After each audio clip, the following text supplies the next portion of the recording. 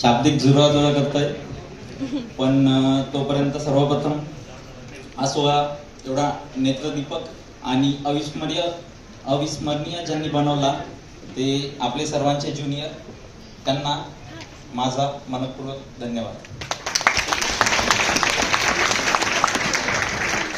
हा शुभम पायगन तुमचा आजन्म ऋणी राहील.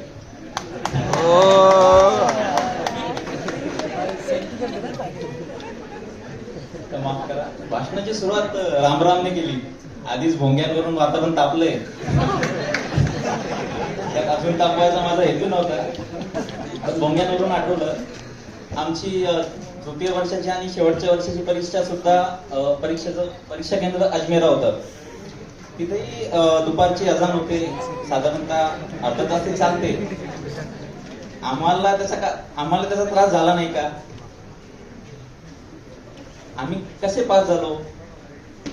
बाकीच्यांना त्रास होत असेल, एसीबीएमच्या पोराला नाही, कारण त्याला तेवढं प्रज्ञावंत बनवलंय या लोकांनी.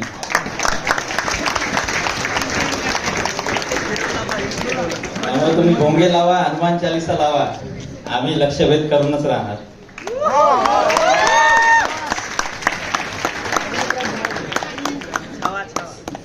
शिक्षकांविषयी मी बोलतच आलोय. 10 दिवसापूर्वी सुद्धा बोललो, जेव्हा 21 बॅच त्यांना कॉलेज विषयी सांगायची वेळ होती. आता थोडस आई वडिलांबद्दल बोलतो. आज आई वडील आलेत.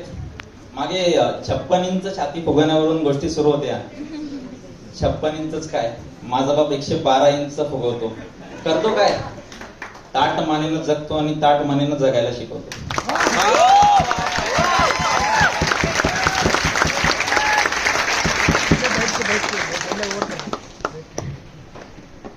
आणि मासाहेबांबद्दल बोलायचं काय, आज मागच्या बाकांवर बसल्यात. कायम फर्स्ट बेंचवर राहिलेली माझी आई आज थोडस बसली मागे, काही अडचण नाही. पण मासाहेबांच्या इच्छेमुळेच मी इथं आहे. मासाहेबांची इच्छा होती की आपला पोरगा MBBS व्हावा. शिवरायांनी मातेसाठी स्वराज्य उभं केलं, मी एक कागदाचा तुकडा नाही देऊ शकत.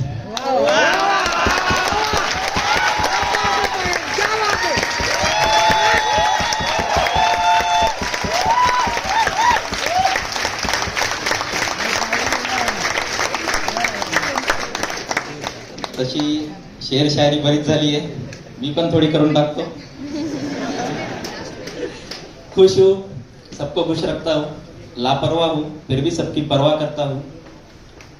मालूम है कोई मोल नहीं है मेरा, फिर भी कुछ अनमोल लोगों से रिश्ता रखता हूँ.